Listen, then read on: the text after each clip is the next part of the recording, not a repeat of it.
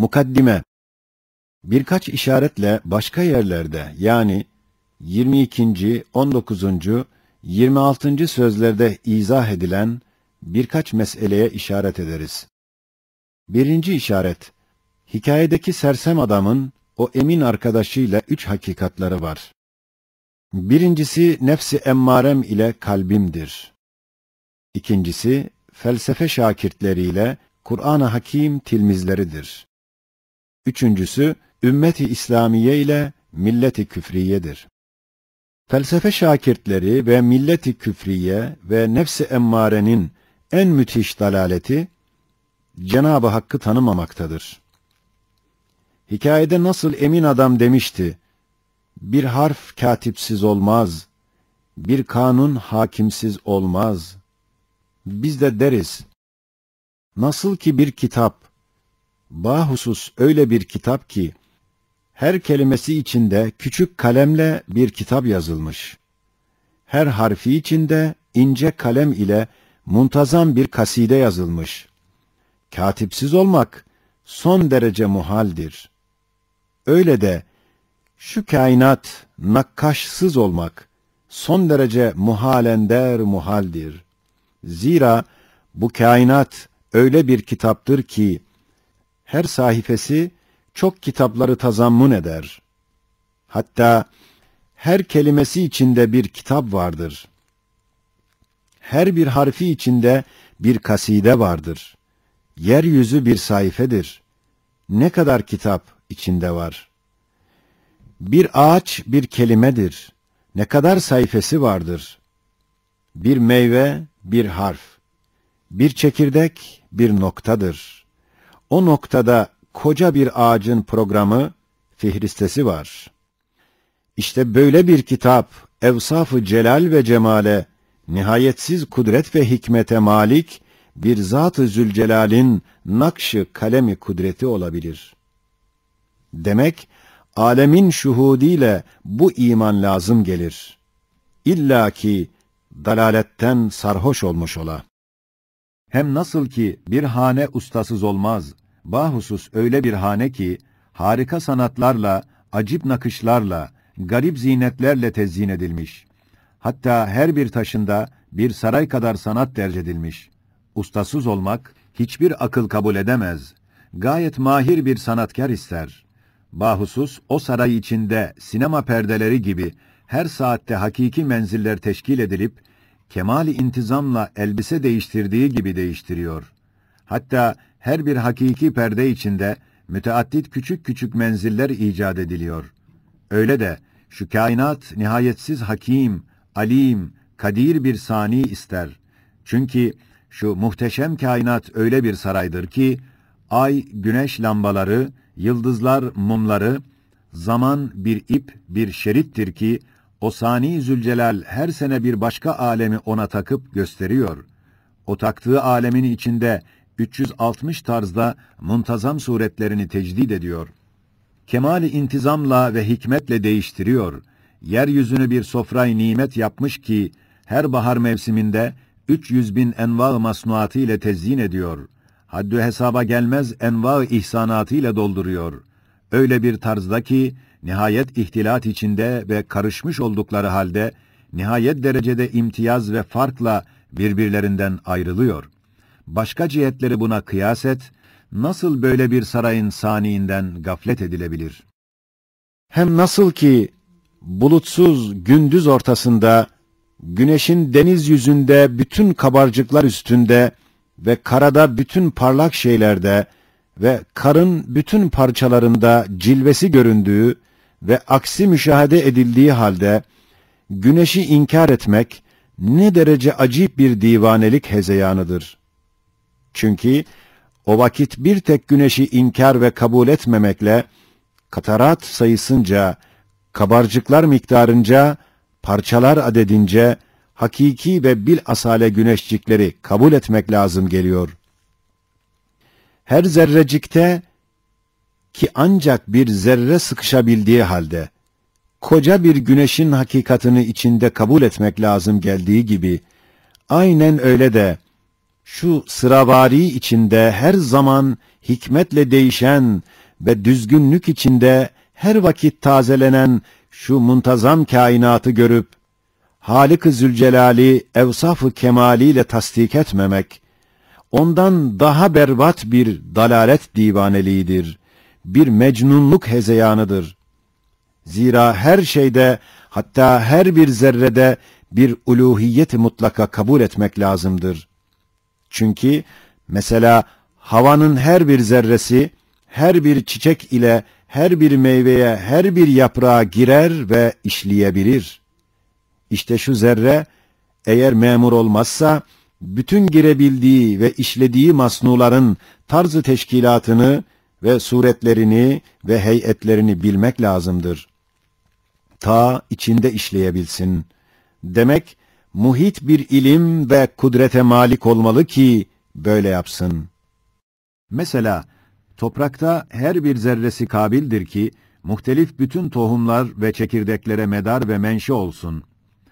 Eğer memur olmazsa, lazım geliyor ki, otlar ve ağaçlar adedince manevi cihazat ve makineleri tazammun etsin. Veyahut, onların bütün tarzı teşkilatını bilir, yapar, bütün onlara giydirilen suretleri tanır, dikebilir bir sanat ve kudret vermek lazım gelir. Daha sair mevcudatı da kıyas et. Ta anlayacaksın ki, her şeyde aşikare, vahdaniyetin çok delilleri var. Evet, bir şeyden her şeyi yapmak ve her şeyi bir tek şey yapmak, her şeyin halıkına has bir iştir. وَاِنْ مِنْ شَيْءٍ اِلَّا يُسَبِّحُ بِحَمْدِهِ ferman-ı zişanına dikkat et. Demek, vahid-i ehadı kabul etmemek ile, mevcudat adedince ilahları kabul etmek lazım gelir. İkinci işaret, hikayede bir yaveri ekremden bahsedilmiş ve denilmiş ki, kör olmayan herkes onun nişanlarını görmekle anlar ki, o zat, padişahın emriyle hareket eder ve onun has bendesidir. İşte o yaveri ekrem, Resul-i Ekrem'dir aleyhissalatu vesselam. Evet, şöyle müzeyyen bir kainatın, öyle mukaddes bir saniine, böyle bir Resul-i Ekrem, ışık şemse lüzumu derecesinde elzemdir. Çünkü nasıl güneş ziya vermeksizin mümkün değildir. Öyle de uluhiyet de peygamberleri göndermekle kendini göstermeksizin mümkün değildir. Hem hiç mümkün olur mu ki nihayet kemalde olan bir cemal, gösterici ve tarif edici bir vasıta ile kendini göstermek istemesin?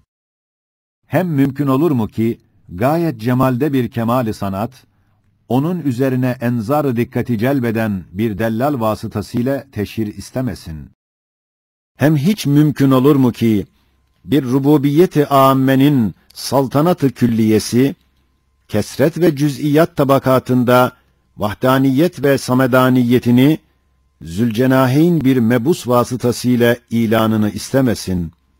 Yani o zat, ubudiyet-i külliye cihetiyle kesret tabakatının dergâh-ı ilahiye elçisi olduğu gibi, kurbiyet ve risalet cihetiyle dergâh-ı ilahinin kesret tabakatına memurudur.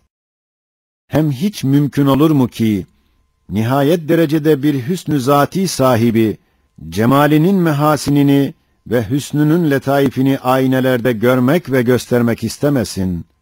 Yani bir Habib Resul vasıtasıyla ki, hem Habib'dir, ubudiyetiyle kendini ona sevdirir, aynedarlık eder, hem Resul'dür, onu mahlukatına sevdirir, cemali esmasını gösterir.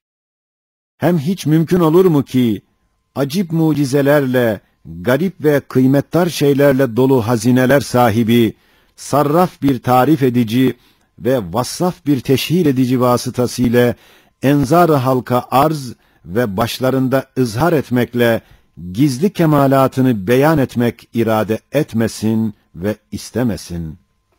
Hem mümkün olur mu ki, bu kainatı bütün esmasının kemalatını ifade eden masnuatla tezyin ederek, seyir için garip ve ince sanatlarla süslenilmiş bir saraya benzetsin de, rehber bir muallim tayin etmesin? Hem hiç mümkün olur mu ki, bu kainatın sahibi, şu kainatın tahavvülatındaki maksat ve gaye ne olacağını, müş'iri tılsım-ı mulakını, hem mevcudatın nereden nereye necisin, üç sual-i müşkilin muammasını bir elçi vasıtasıyla açtırmasın. Hem hiç mümkün olur mu ki, bu güzel masnuat ile kendini zişura tanıttıran ve kıymetli nimetler ile kendini sevdiren Sani-i Zülcelal, onun mukabilinde zişurdan marziyatı ve arzuları ne olduğunu bir elçi vasıtasıyla bildirmesin. Hem hiç mümkün olur mu ki, nev-i insanı şuurca kesrete müptela, istidatça ubudiyeti külliyeye müheyya suretinde yaratıp, muallim bir rehber vasıtasıyla onları kesretten vahdete yüzlerini çevirmek istemesin. Daha bunlar gibi çok vezaif-i nübüvvet var ki, her biri bir bürhan-ı kat'idir ki, uluhiyet risaletsiz olamaz. Şimdi acaba alemde Muhammed-i Arabi aleyhissalatu vesselam'dan beyan olunan evsaf ve vazaife daha ehil ve daha cami kim zuhur etmiş? Ve rütbe-i risalete ve vazife-i tebliğe ondan daha elyak, daha evfak hiç zaman göstermiş midir? Hayır, asla ve kat'a. Belki o, bütün Resullerin seyyididir, bütün enbiyanın imamıdır, bütün asfiyanın serveridir, bütün mukarrebinin akrebidir, bütün mahlukatın ekmelidir, bütün mürşitlerin sultanıdır. Evet, ehli tahkikatın ittifakıyla şakkı kamer ve parmaklarından su akması gibi bine bâlig mucizatından, haddü hesaba gelmez delail-i nübüvvetinden başka, Kur'an-ı Azimuşşan gibi bir bahri hakaik ve 40 vecihle mucize olan mucize-i kübra, güneş gibi risaletini göstermeye kâfidir. Başka risalelerde ve bilhassa 25. sözde Kur'an'ın 40'a garip vucuh-u icazından bahsettiğimizden burada kısa kesiyoruz. 3. işaret. Hatıra gelmesin ki bu küçücük insanın ne ehemmiyeti var ki bu azim dünya onun muhasebe-i amali için kapansın. Başka bir daire açılsın. Çünkü bu küçücük insan camiiyeti fıtrat itibariyle şu mevcudat içinde bir ustabaşı ve bir dellal-ı saltanat-ı ilahiye ve bir ubudiyeti külliyeye mazhar olduğundan büyük ehemmiyeti vardır. Hem hatıra gelmesin ki kısacık bir ömürde nasıl ebedi bir azaba müstehak olur. Zira küfür şu mektubat-ı samedaniye derecesinde ve kıymetinde olan kainatı manasız, gayesiz bir derekeye düşürdüğü için bütün kainata karşı bir tahkir olduğu gibi bu mevcudatta cilveleri, nakışları görünen bütün esma-i kutsiye-i ilahiyeyi inkar ile red ve Cenab-ı Hakk'ın hakkaniyet ve sıdkını gösteren gayri mütenahi bütün delillerini tekzip olduğundan nihayetsiz bir cinayettir. Nihayetsiz cinayet ise nihayetsiz azabı icap eder. 4. işaret. Nasıl ki hikayede 12 suretle gördük ki hiçbir cihetle mümkün değil, öyle bir padişahın öyle muvakkat misafirhane gibi bir memleketi bulunsun da müstakar ve haşmetine mazhar ve saltanat-ı uzmasına medar diğer daimi bir memleketi bulunmasın. Öyle de hiçbir vecihle mümkün değil ki bu fani alemin baki halıkı bunu icat etsin de baki bir alemi icat etmesin.